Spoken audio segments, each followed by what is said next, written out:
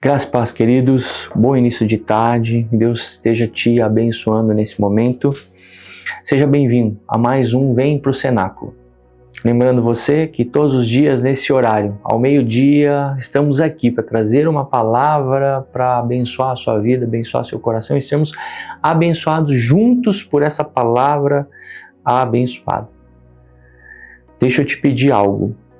Compartilhe esse link com o maior número de pessoas, com seus amigos, com seus parentes, o maior número de pessoas, para que elas possam receber essa palavra também, serem abençoadas e fortalecidas em sua fé e possam conhecer um pouco mais da palavra do Senhor e serem iluminadas, abençoadas, direcionadas.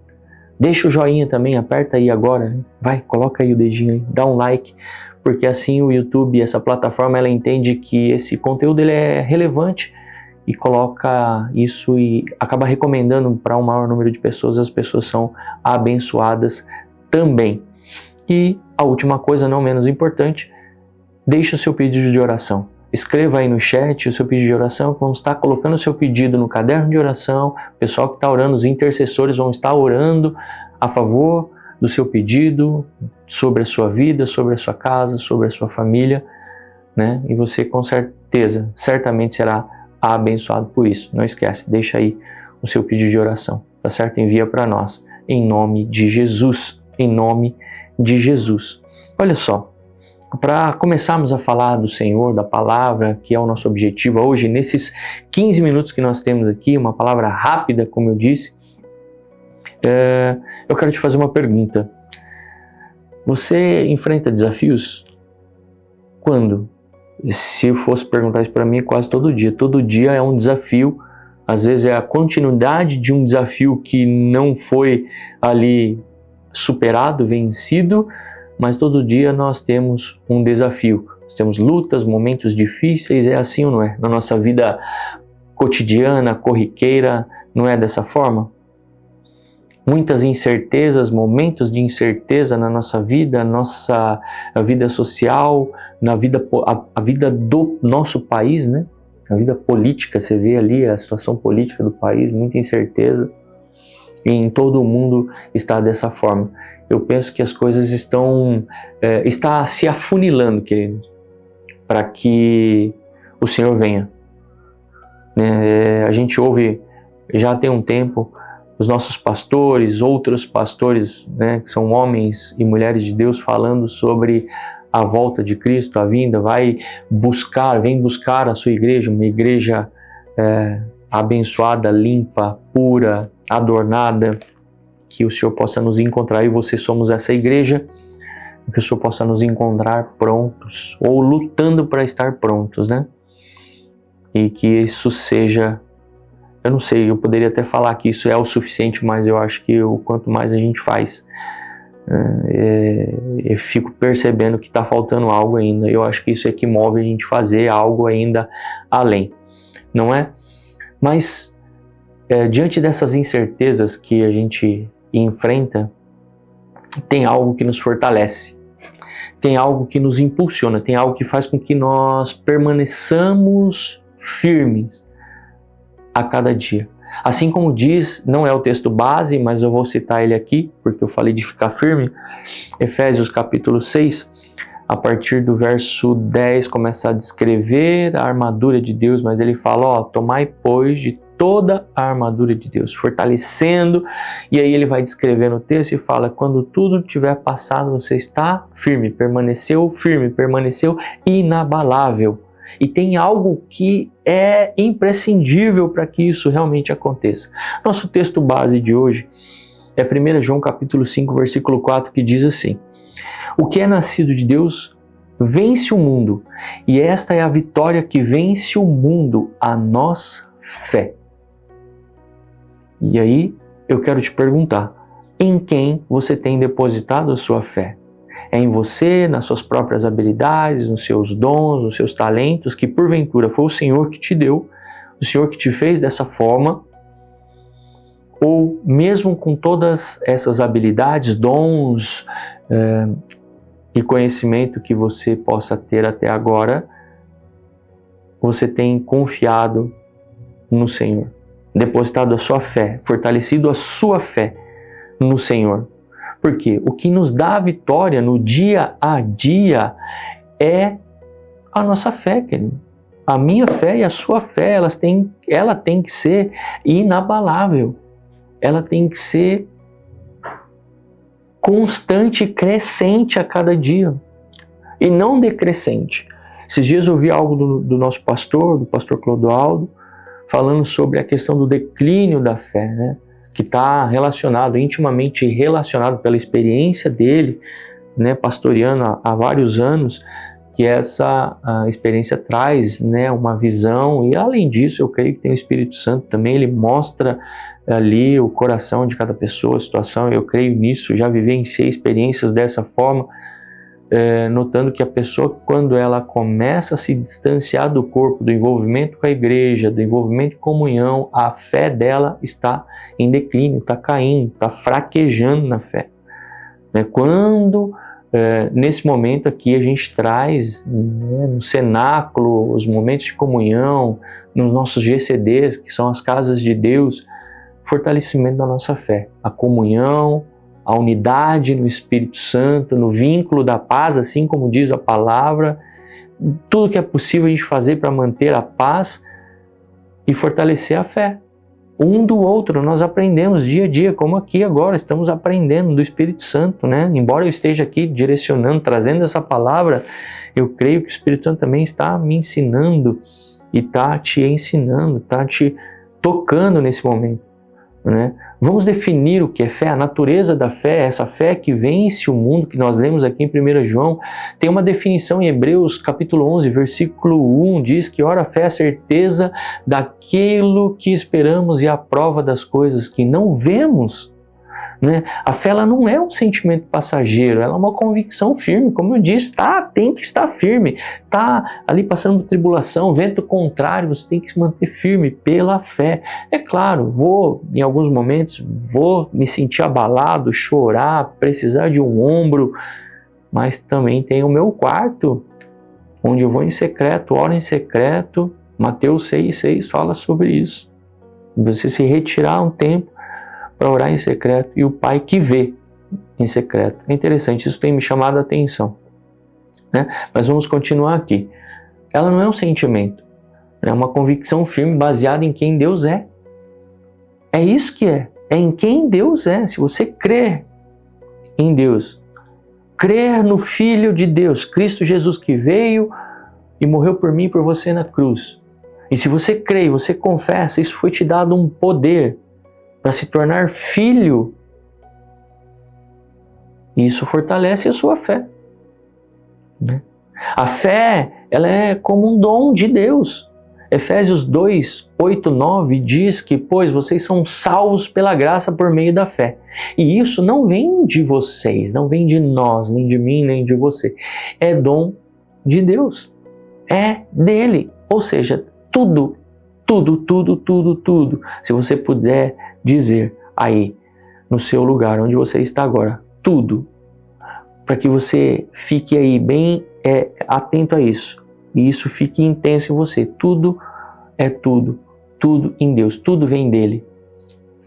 A salvação por meio de Cristo Jesus, a graça que vem dele, a fé que ele planta nos nossos corações, essa mudança de mentalidade quando eu leio a palavra, isso traz uma mudança racional. Eu diria que a fé, ela é racional, o início dela ela é racional. Eu começo a ler a palavra, eu entendo, eu confronto as situações do mundo ao meu redor, a sociedade, a questão moral, a questão civil. Eu confronto com a palavra. Falou, opa, peraí, tem algo aqui. Foi assim que eu me converti, lendo a Bíblia e vendo algumas coisas que não faziam sentido, né? E foi quando realmente eu entreguei a minha vida ao Senhor, há 26 anos atrás, quase 27 anos. E isso mudou completamente a história da minha vida e hoje a história da minha família. Por quê? Eu comecei com a fé, ela foi crescente, aumentando. Em alguns momentos balanceei ali, senti alguns golpes, talvez eu possa até dizer que em alguns momentos talvez começou a querer ir para um declínio, mas quando a gente vai para o Senhor e pede misericórdia e graça, que já nos foi dada, não tem como. Não tem como. Ele nos abençoa e nos fortalece através do Espírito Santo dele. E qual é o objetivo da nossa fé? Tem uma referência, se você puder anotar, 17, Jeremias capítulo 17, verso 7. Bendito é o homem cuja confiança está no Senhor, cuja confiança nele está. O foco da nossa fé não é e não está nas circunstâncias, mas em Deus. Eu quero citar 2 exemplos aqui. Um dos exemplos, Abraão. Abrão depois teve o nome mudado para Abraão. Ele confiou em Deus apesar das impossibilidades. Aí tem um texto que diz aqui, Romanos capítulo 4, eu quero até abrir aqui com vocês, Romanos capítulo 4, e eu gosto especificamente do 17. Ele diz que, Romanos 4, 18, Romanos 4, capítulo 4, do 18 ao 21. Vamos ler e depois eu leio o 17, tá? No 18 diz assim: Abraão, crendo, esperou contra todos os prognósticos, todo diagnóstico, tudo que era desfavorável, tornando assim pai de muitas nações, como foi registrado a seu respeito. Assim será a sua descendência. Sem desfalecer na fé, sem desfalecer, sem se abaixar, sem deixar que ela fosse ao declínio, reconheceu que o seu corpo físico perdera a vitalidade de outrora, ou seja, ele já não era mais o mesmo, não tinha condições físicas para tal coisa, pois já contava com cerca de 100 anos de idade, e que também o ventre de Sara não tinha o vigor passado. Querido, você sabe do que está dizendo aqui, né? Você que leu a Bíblia, conhece a história, está falando aqui da promessa de Sara e Abraão terem filhos, mas já eram de idade avançada. Sara já não, toda a parte ali que é geradora, no ventre de Sara não funcionava mais naturalmente, não ovulava mais, não tinha mais os ciclos, os períodos corretos para que ocorresse ali uma gestação, não é? Onde aqui o Senhor, e aí vamos continuar aqui, e o ventre de Sara não tinha mais o vigor do passado. Mesmo considerando tudo isso, não duvidou e nem foi incrédulo quanto ao que Deus lhe prometera. Aí eu quero dizer, querido, uma pausa aqui. Se Deus te prometeu, Deus te deu uma palavra, e tem uma palavra de salvação, de vida abundante para mim e para você, na Bíblia, na palavra, nesta palavra que nós cremos, tem uma palavra de vida abundante, de cura, de liberdade, de unção, de verdade, de transformação, de restauração, de resgate. Tem. Eu creio nisso. Eu creio. E está disponível para mim e para você. O sacrifício de Cristo foi por todos nós, aqueles que creem e que não creem, mas aqueles que virão a crer podem se tornarem filhos de Deus. Você pode se tornar um filho. E se você de repente é um filho e tem sido um filho rebelde, está longe do Pai, penso que está na hora de você voltar à presença do Pai, voltar a buscar a presença dele, se prostrar, se derramar em adoração, adorar o nome santo dele. Vamos continuar lendo. Pela fé se fortaleceu. O quê? Está se sentindo fraco? A fé pode ser um caminho para você se fortalecer novamente, oferecendo glória a Deus, estando absolutamente convencido, convicto de que Ele era poderoso para realizar o que havia prometido. Agora vamos para o 17, olha só como está escrito: o que constitui Pai de muitas nações, Ele é o nosso Pai aos olhos de Deus, em quem Abraão depositou a sua fé. Olha só o que vem agora: o Deus que dá vida aos mortos, convoca à existência elementos inexistentes como se existissem. Algumas versões diz, o que não existe como se já existisse, o que não há como se já houvesse. O outro exemplo é o exemplo de Davi. que enfrentou Golias ali, contra todas as questões ali dos irmãos da guerra, não podendo ali vestir nenhuma armadura porque não cabia. Se você conhece a história, né, você pode buscar essa história em 1 Samuel, no capítulo 17, você vai encontrar essa história. Foi ali colocar a armadura, não deu certo. Mas ele ali, em Cristo Jesus, firme no que ele cria, no Senhor, ele enfrentou Golias e trouxe vitória ao povo, né? Qual é o desafio da nossa fé, então? É estarmos firmes todos os dias diante de qualquer coisa que possa vir a te abalar. Tribulação, angústia, perseguição. Então, você não tem motivo para não estar fortalecido no Senhor. Colossenses 3:2, se você puder anotar, você pode ler depois, né?